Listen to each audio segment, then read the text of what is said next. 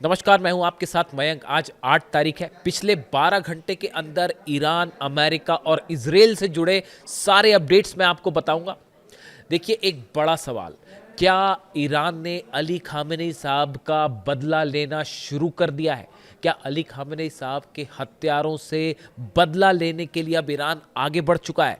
ये वो सवाल है जो सोशल मीडिया में पूछा जा रहा है, तेहरान में पूछा जा रहा है, लेबनान, सीरिया, गाजा, हर जगह ये सवाल पूछा जा रहा है। और देखिए, जो हालात है, जिस तरह से सीरिया में धमाके हुए, हॉर्मूज में धमाके हो रहे हैं, हमले हो रहे हैं, लेबनान में हमले हो रहे हैं, गजा में हमले हो रहे हैं, ये इस ओर इशारा कर रहे हैं कि आने वाले दिनों में एक बड़ी जंग फिर से छिड़ सकती है। और अब की ये जंग होगी खामेनी साहब के कत्ल के बदले की जंग, खामेनी साहब के कातिलों से बदले की जंग। लेकिन इस वक्त शुरुआत करते हैं इस वक्त की सबसे बड़ी खबर के साथ। देखिए, एक तरफ अली खामनेई साहब के जनाजे को इराक लाया गया है, नजफ लाया गया है, जहां से उन्हें करबला ले जाया जाएगा। और इसी बीच अमेरिका ने बड़ा हमला कर दिया है ईरान के ऊपर।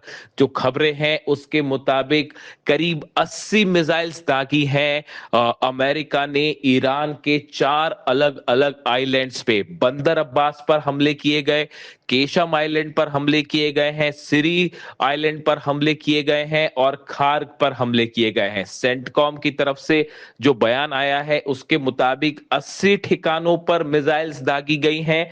यानी बताया जा रहा है कि 80 से ज्यादा मिसाइल्स जो है वो अमेरिका ने फायर की है।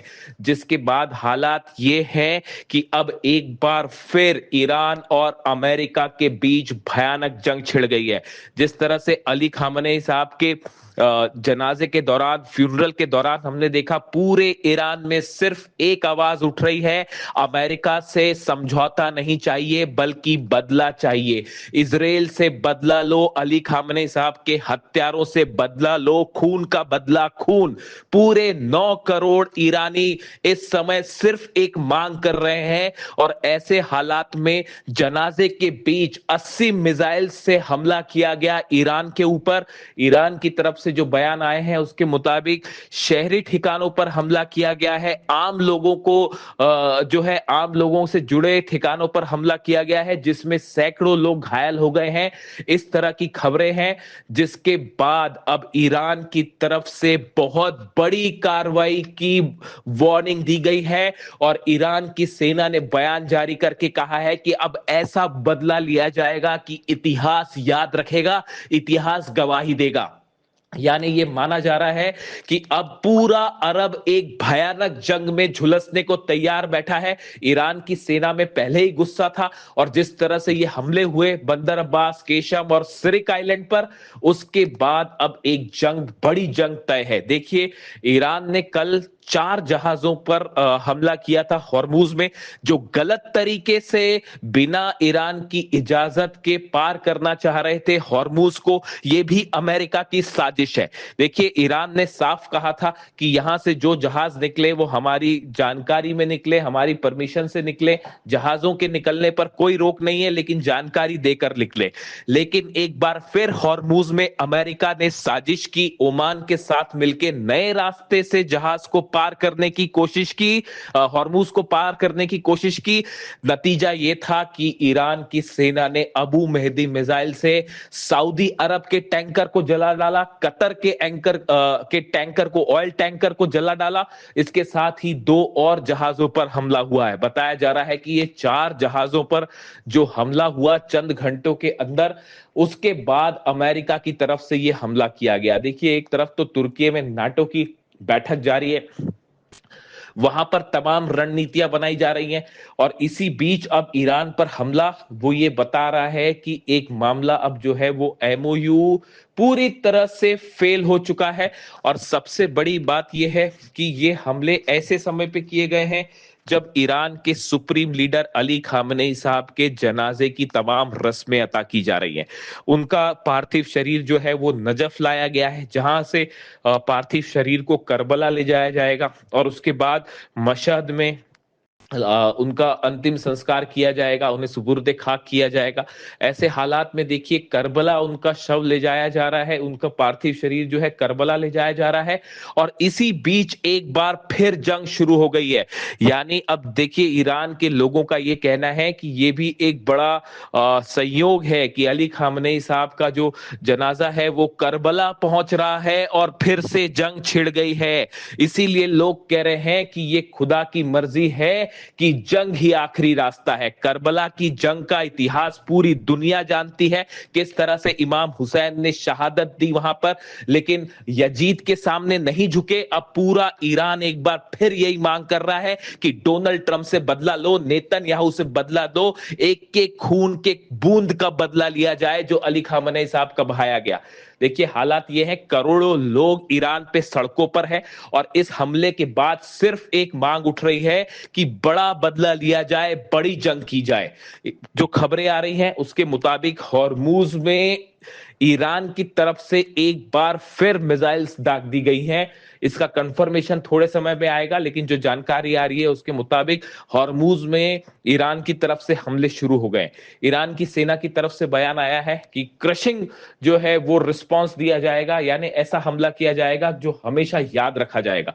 और सबसे बड़ी बात है, कई एक्सपर्ट का मानना है कि अली खामनेई साहब के जनाजे के बीच में ये हमले हुए हैं, इससे अब गुस्सा जो है वो कई गुना बढ़ गया है और लोगों का कहना है कि ये अली खामनेई साहब का एक बार फिर अपमान किया गया है और इसका बदला लिया जाएगा।